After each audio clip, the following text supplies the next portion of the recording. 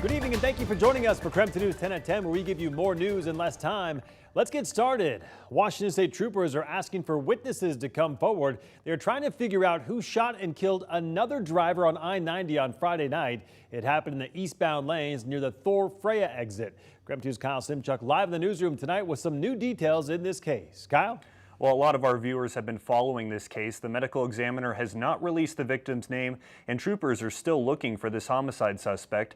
Now, you're about to hear police scanner recordings from that night as law enforcement and paramedics responded. The first 911 call came in around 9:40 Friday night. A driver shot another driver as their cars headed east on I-90. Driven by a black male. Shots happened during a road rage around Thor Freya. Left lane and center lane, stemmed from a road rage incident coming from downtown. Happened right around Hamilton on I-90. The victim who was shot exited the freeway on the Sprague Appleway off-ramp. His car left the road and crashed through a fence. Call from sheriff. They're with the vehicle at 214 Southeastern. They have started CPR. We've upgraded this to an echo. According to the police scanner, a sheriff's deputy started CPR. Paramedics arrived minutes later, but the man was pronounced dead at the scene. There is one person that is deceased, and there is a vehicle that's outstanding related to this incident that we're looking for. The suspect that we're potentially looking for is in a white Chevy Malibu style vehicle. We're looking for an African-American male. Tonight, detectives with the Washington State Patrol are still searching for the gunman. They interviewed several witnesses who stayed at the scene. The deadly freeway shooting is a reminder of just how dangerous road rage incidents can be. If something happens between you and another motorist, the best course of action is to just slow down, pull the shoulder and stop, or if you don't feel safe to do so, drive to the next exit and exit.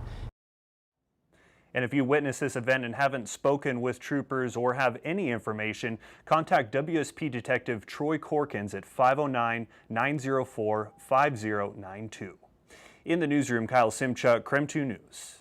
All right, Kyle, thank you very much. New tonight, the saga of the proposed homeless shelter on East Trent Avenue continues. City Council narrowly passed a resolution tonight to explore buying the building rather than leasing it. The resolution passed with a vote of 4-3.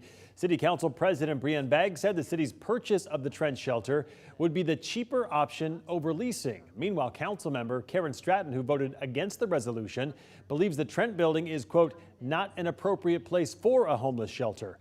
Now, to be clear, this does not mean the City Council is buying the shelter, but rather they are trying to take a closer look at the possibility of doing so. Also new tonight, the Post Falls School District hosted a safety meeting to discuss current safety protocols. One of the topics of discussion was whether they could add more school resource officers in schools.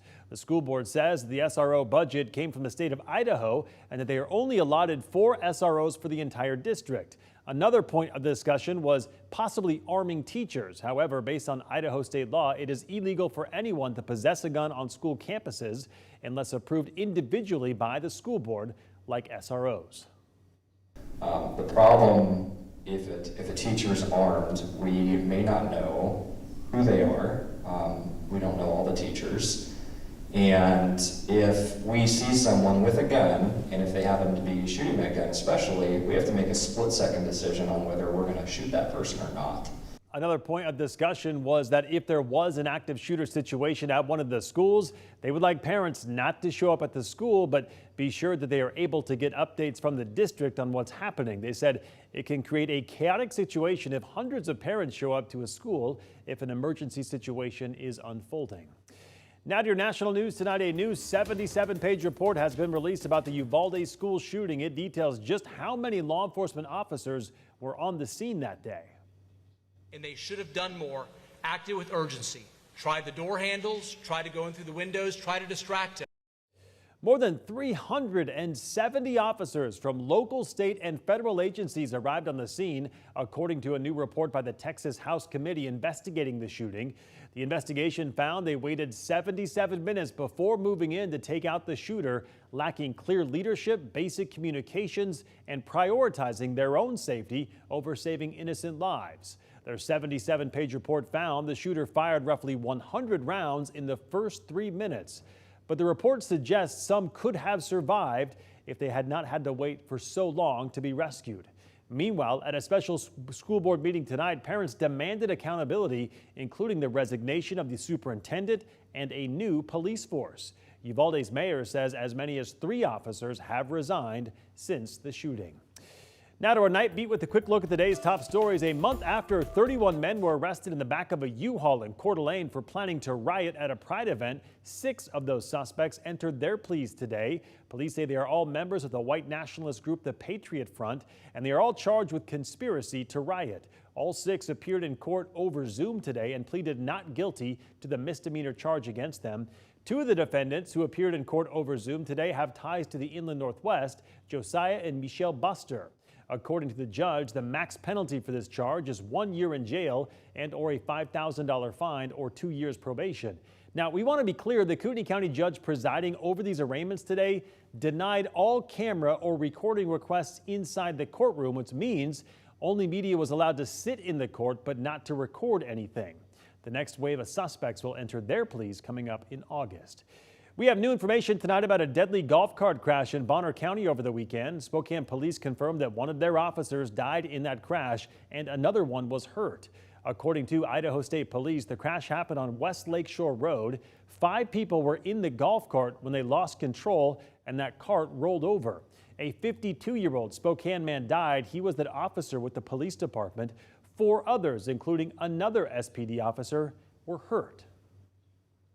The wind, it was really bad, and we had our awning out and it like shook the trailer, and so he went out to see what was going on, and I was like, babe, it's burning, something's burning.